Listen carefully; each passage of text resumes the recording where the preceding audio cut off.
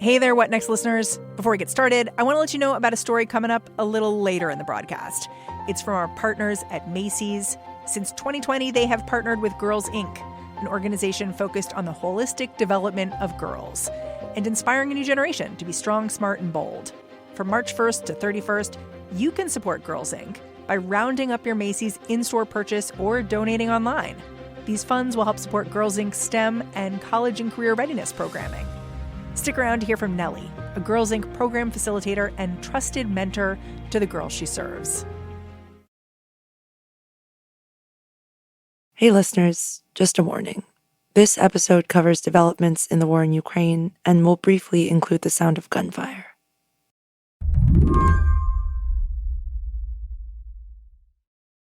Shane Harris, who reports on military intelligence over at The Washington Post, traffics in confidential information.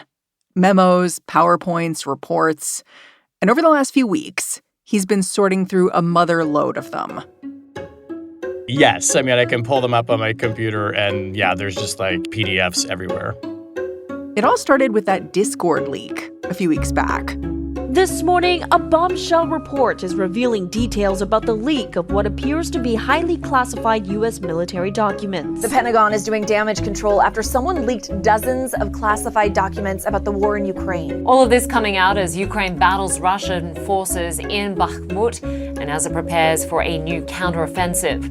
U.S. officials say that... For Shane, this initial information dump, it was just the beginning.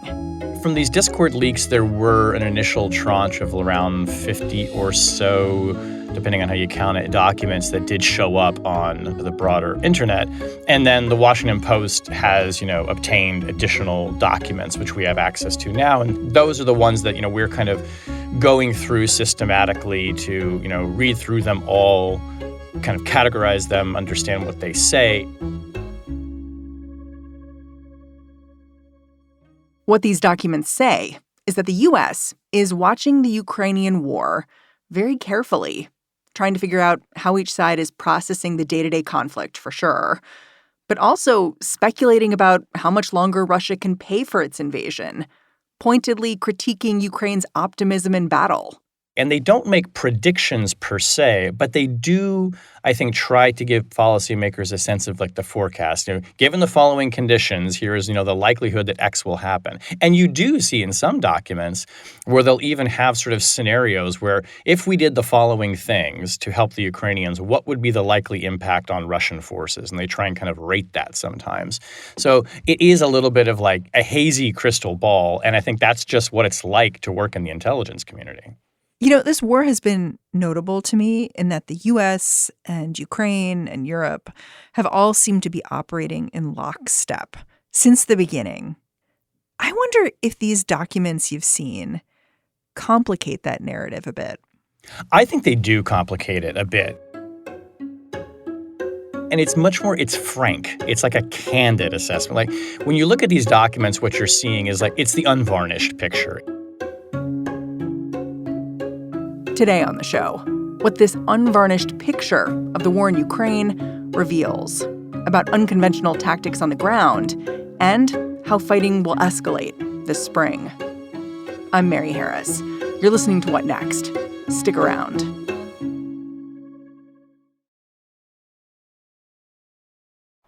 This podcast is brought to you by Progressive Insurance. Whether you're driving, cooking, or doing laundry, Progressive knows the podcasts you listen to go best when they're bundled with another activity. Much like how their Progressive home and auto policies go best when they're bundled. Having these two policies together makes taking care of your insurance easier, and it could help you save, too. Customers who save by switching their home and car insurance to Progressive save nearly $800 on average. That's a whole lot of savings and protection for your favorite podcast listening activities, like going on a road trip, cooking dinner, or even hitting the home gym. Yup, your home and your car are even easier to protect when you bundle your insurance together. Find your perfect combo. Get a home and car insurance quote at Progressive.com today. Progressive Casualty Insurance Company and Affiliates.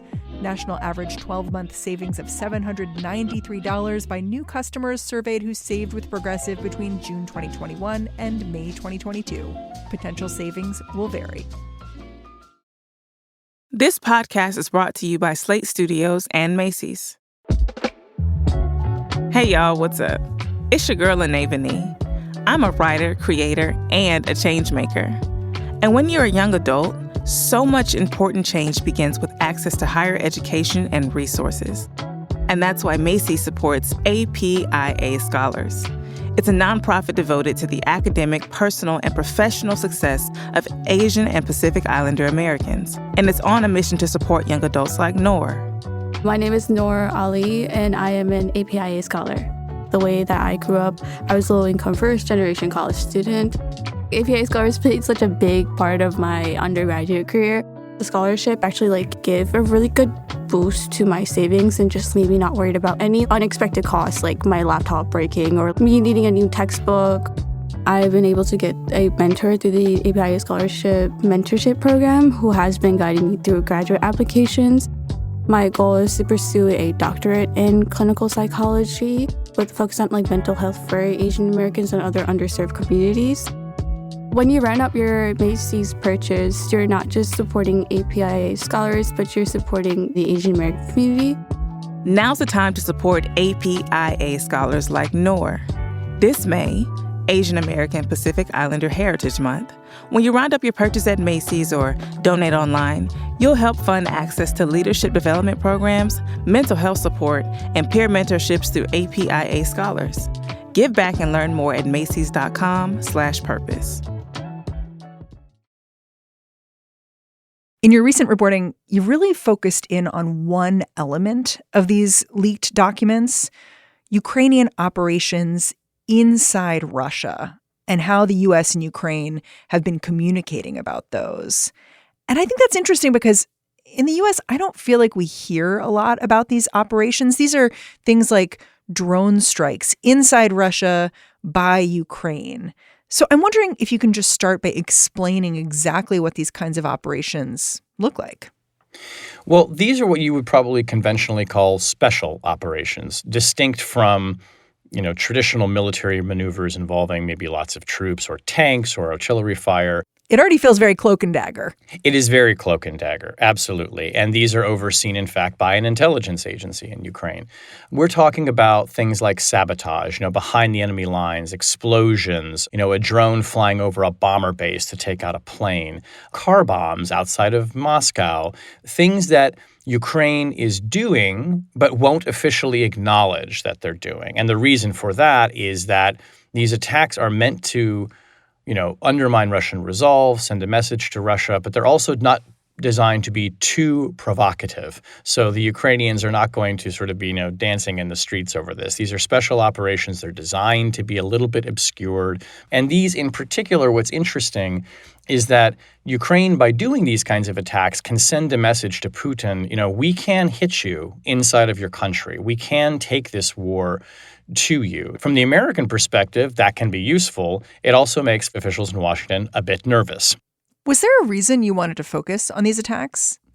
I will tell you that I have been, since the beginning of the war, really, really interested in these deniable, in some cases denied attacks that are going on inside of Russia, because there's such a point of tension between Ukraine and its supporters in the West, that it's everything about giving Ukraine weapons has been about giving them weapons to fight in Ukraine, to fight Russia in Ukraine, and not to take the fight to Russia. But of course, Ukraine wants to take the fight to Russia. Why wouldn't they? I mean, their country's been invaded. So these are these flashpoints that tell you where that tension is heightened with this alliance. So the documents kind of provide this window into an area that I've just been fascinated about, but that is really hard to penetrate as an outsider. Yeah, I mean, you talked about how, in some ways it's an open secret that these kinds of operations are happening, but then there are times when maybe these operations go a little bit too far. Like there was this car bomb in August that killed a woman in Russia, seems to have been meant for her father, who is a Russian nationalist who's close to Putin. As Daria Dugina's body lay in an open casket among the mourners, grief, sorrow, but also massive anger and a thirst for revenge. Dugina's father, the hardline pro-Kremlin ideologue Alexander Dugin, emotional, openly calling for a massive escalation of Russia's invasion of Ukraine. It seems like the U.S. was not thrilled about that. Yeah, they were not. This was a car bombing that killed a woman named Daria Dugina, and by all accounts, it seems that indeed it was an attack by Ukraine that was intended for her father. And from my own reporting, I know that when officials in the U.S. and other European officials were pretty upset about this because they felt like, look, to the Ukrainians, the message was, you're going a bit too far here. This is too provocative. And by the way, you ended up killing a civilian. I mean, this person was not a government official, and nor was her father, really, by the way.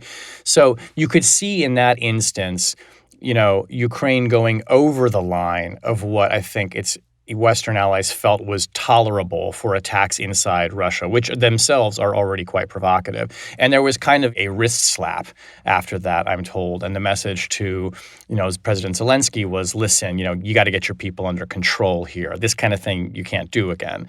But it kind of gives you a real flavor for how these attacks will unnerve officials who are supporting Ukraine because they don't want the war to escalate. They don't want Putin to have an excuse to then, escalate the war more ferociously against Ukraine, or possibly in a way that even drew the United States more directly into the conflict. Yeah, it's interesting to look at these operations because they really do seem like the dirty work of the war.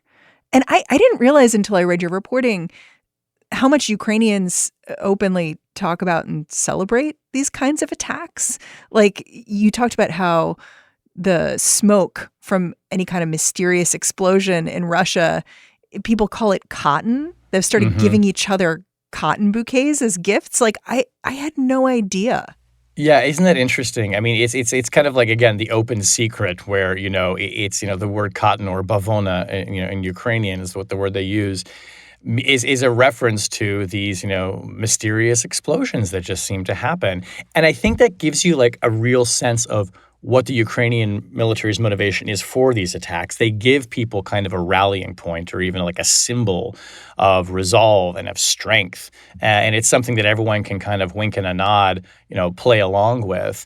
And so I think that also, it gives you a sense too that, Washington understands that. I mean, they understand that these things, while more perhaps, tactical in nature, do have a larger strategic point, which is about morale and resolve and sending a public message to Putin. Who's the mastermind inside Ukraine of these covert attacks? So the mastermind of these attacks is a 37-year-old major general named Kirilo Budanov, who is kind of an outsized figure. I mean, you might even call him a celebrity probably within Ukraine insofar as, leaders of the war go. He has had a pretty meteoric rise in Ukraine's military intelligence directorate, which is called the HUR. He's a major general at the age of 37. To put that in some perspective, usually like U.S. officials would not reach that rank until their 50s. So he is very much an up-and-comer. I think it's probably fair to describe him, colloquially as a war hero. He fought against Russia after they invaded in 2014. He was wounded. He's been on many secret missions that, the government, notably will not discuss. He's kind of one of those guys that operates in the shadows. He's received a number of important decorations from the government.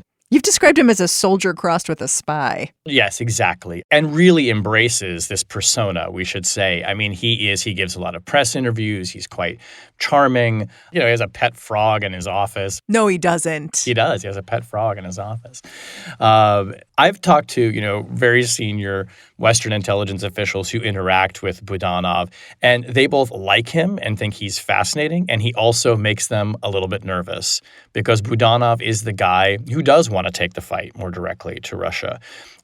One reason, I should say, too, that Western intelligence officials, particularly in London and in Washington, like him so much is Budanov was really the guy in the Ukrainian government who was saying the Russians are going to invade. Like, he accurately predicted it. So this was like a game recognized game thing.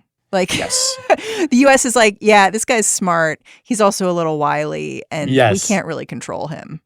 That's right. And I should say, too, I think he likes that, and I think he likes knowing that. I mean, he is, he's brash, he's talented, and I think that he likes this persona. It's also clear that he's been very successful. What are some of the rules the U.S. has put in place to avoid crossing hard lines in this relationship between Ukraine, Russia? Well, one of the big rules the U.S. has put in place is the Ukrainians cannot use U.S.-provided weapons to launch strikes inside of Russia. So be as covert as you want, but you can't use our stuff. Right. And, in this also you see like the more public kind of demonstration of this when the United States has said, we'll give you, kind of like longer range artillery, but we're not going to give you anything that's long enough to reach all the way into Russia. Then there seem to be like lines that I don't fully understand yet, but maybe are more situational. And these leaked documents tell us some things about those. And, and one which I wrote about was that back in February, when the anniversary of the invasion of Ukraine was approaching, Budanov was actually making plans to do mass strikes on February 24th on the anniversary with, as it was described in one document, with everything that the HUR, his agency, had. In its arsenal. And officials back in Washington were listening in on these conversations that he was having, and they seem to have gotten pretty nervous. And we know from one of these documents that 2 days before the anniversary, the CIA reported that the HUR, Budanov's agency, had agreed at Washington's request, it says, to postpone strikes on Moscow. So the U.S. came in and said, no, we're not doing this. Yeah, U.S. came in and said, let's not do this.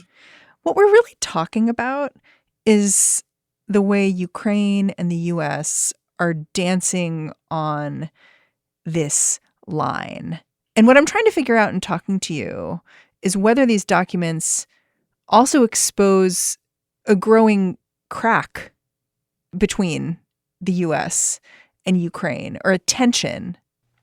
I do think they show a tension. I mean, to me, and I think I've heard this in conversations that I've had with officials from all the countries involved in this.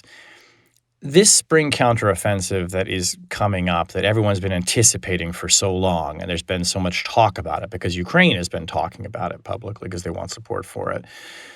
It kind of, I don't want to say it feels like Ukraine's last stand, but you see this in the documents and you hear it in private conversations that the West is basically going to give Ukraine kind of one more turn of the handle here with the counteroffensive. After the break, as Ukraine thaws out this spring, the war is expected to continue to escalate. So what do these newly released documents say about what happens after that?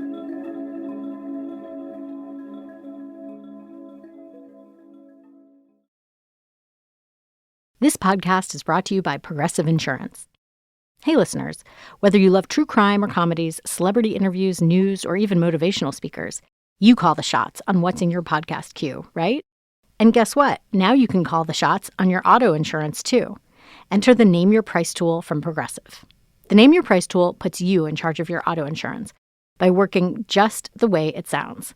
You tell Progressive how much you want to pay for car insurance, then they'll show you a variety of coverages that fit within your budget, giving you options. Now that's something you'll want to press play on. It's easy to start a quote, and you'll be able to choose the best option for you, fast. It's just one of the many ways you can save with Progressive Insurance. Quote today at Progressive.com to try the Name Your Price tool for yourself and join the over 29 million drivers who trust Progressive. Progressive Casualty Insurance Company and Affiliates. Price and coverage match limited by state law. Hey, everyone. I've got a special message for our listeners in Canada, or even our American listeners who just care about Canada. It's about a show I think you should all be listening to. It's known as Canadaland, and it's hosted by journalist and media critic Jesse Brown. Each episode brings listeners into the most important conversations across the country of Canada, with some of Canada's best journalists. Listeners who support the show say Canadaland's journalism is fearless, fun, and critical. But don't take their word for it. Take mine. What I really love about the show is that if there's some quick story about Canada in the news, you know the kinds of stories we do here in America. Canadaland goes above and beyond to make me smarter about it all. When a convoy of truckers shut down Ottawa last year, Jesse Brown was literally my first call, and you heard him on our show.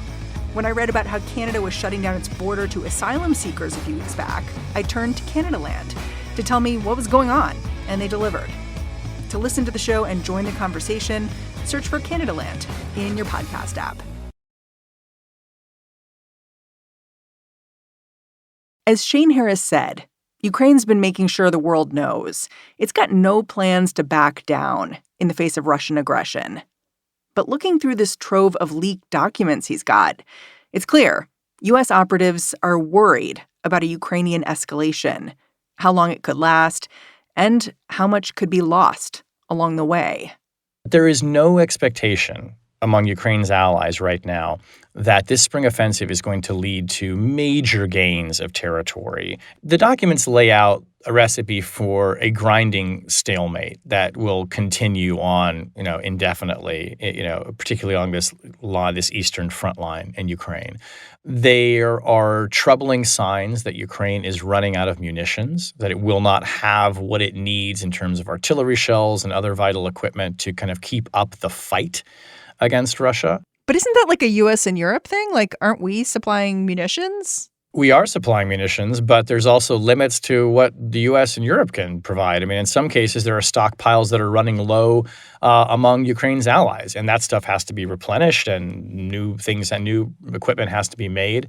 There's not a limitless supply of this, and that's even putting aside the political question of, pointing out that in the U.S., there is growing sentiment in the Republican Party about perhaps, not going on to support Ukraine indefinitely. The documents don't get into that. That's still quite a ways in the future. What they're painting is a picture now where Ukraine is stressed to the maximum, but so is Russia. I mean, Russia is just pouring troops, into a meat grinder, basically, along the Eastern Front. And unlike Ukraine, they're willing to empty out their prisons to sort of provide people for battle. That's exactly right. I mean, one of the things that comes through in the documents is that Russia very much believes, Putin, we should say, believes that time is on his side. And I think he's right about that.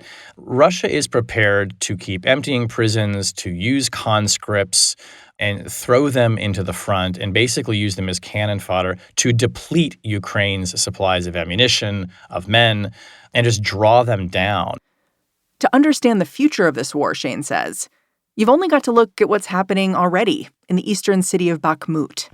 Since last summer, Russia and Ukraine have been in a heated battle there.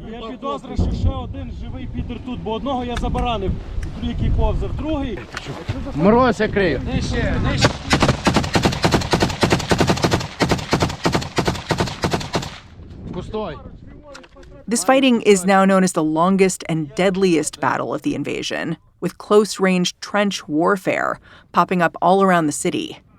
But despite heavy losses on both sides, neither Ukraine nor Russia have shown signs of backing down. I think that the story of Bakhmut is going to prove to be such a pivotal point in the narrative of this war. Why? Privately, what U.S. officials have been telling the Ukrainians, and we knew some of this before and we're seeing it more in the documents, is that they have really significant concerns about why Ukraine keeps fighting for Bakhmut. They've basically said in so many words, look, this is not strategically important. There are kind of bigger goals that you should be focused on. Right. It's not a port city. It's not the capital. It's not any of those things. Right. And it's become a point of symbolic struggle for Ukraine to hold Bakhmut. It's become more symbolic than strategic, is how the United States sees this. And what they worry about is Ukraine unnecessarily depleting vital stores of munitions, of artillery, of equipment, and people on this battle for this city, which, the Americans are saying it's not important enough for you to waste this, particularly ahead of the spring offensive.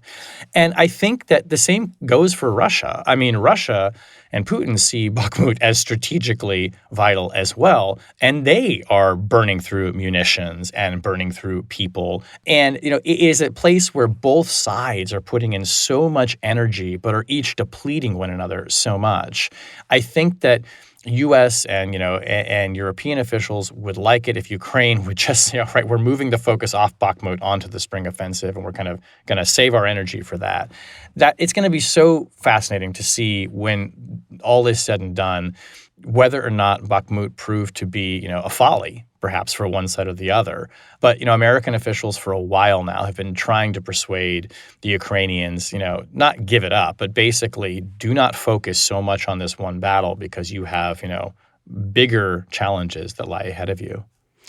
That's so interesting. I hadn't thought about it that way. The sort of strategic decision of like, I'll fall here so that I can be stronger elsewhere. And it sounds like the U.S. is trying to be like, listen, guys, if you just like let this go, then maybe this other thing will work out better for you. And that conversation's not going so great. Yeah, it's not going so great. And from the American perspective, again, they would prefer, I think, not to see the Ukrainian forces depleting themselves on, a target that they think is much more symbolically meaningful than it is meaningful to the conduct of the war. Do you imagine what a diplomatic end to this war could look like? I think you could imagine, people use the term frozen conflict sometimes. I've heard Ukrainian officials even use this recently. I also, though, imagine that there's going to be a lot of disagreement over, what the role of the United States is going to be in supplying weapons to Ukraine going forward. I mean, Ukraine is going to demand, understandably so, more equipment, more fortifications. It wants to be in the EU. It wants to be in NATO ultimately. It sounds like you can't imagine a diplomatic solution to this war right now. I don't think I really can. Yeah, I think that's what we're getting at, right? It's like it's very hard to imagine what that looks like. And I think that's why the spring offensive could be so instructive to that outcome. Because, let's just say, spitballing here, but let's say, Ukraine performs magnificently and Russia just suffers a series of humiliating defeats and Putin really feels his back against the wall. How does that change Putin's calculus? Also, does it make him want to lash out even more? We should not just take it that if, Ukraine does well, that means Putin will be more conciliatory. He might turn more aggressive. The dreaded use of tactical nuclear weapons, for instance, is that something that becomes a more appealing option to Putin? Because it can shut the war down. I've talked to officials, who, being very candid, say, we want Ukraine to succeed, but we worry that it might succeed too much. That, if suddenly the war turns and Putin really feels that Crimea could be threatened, he might find that totally unacceptable and might see that as an existential threat to him, to his control of the regime, to his rule in Russia, and might compel him to do terrible things. This is another reason why this spring offensive, it's about so much more than just the territory gained on the ground. It's about how this changes the dimensions of the geopolitics at play here, what it compels Putin to do, how it might change his thinking, how it changes thinking in Ukraine among its allies. It's a very fateful couple of months that are coming up. Shane, I'm super grateful for your reporting. Thanks for coming on the show. Anytime. It's great to talk to you, Mary. Thanks. Shane Harris covers intelligence and national security at The Washington Post. And that's our show. If you are a fan of what we're doing here at What Next, giving you all the context you need, the daily news, the analysis, the best way to support our work is to join Slate Plus. It's our membership program. So go on over to slate.com/whatnextplus, find out all about it. What Next is produced by Elena Schwartz, Anna Phillips, Paige Osborne, Rob Gunther, and Madeline Ducharme. We're getting a ton of support right now from Laura Spencer. We are led by Alicia Montgomery with a little boost from Susan Matthews. Ben Richmond is the Senior Director of Podcast Operations here at Slate, and I'm Mary Harris. You can go track me down on Twitter. Say hello. I'm at Mary's desk. Thanks for listening. Talk to you soon.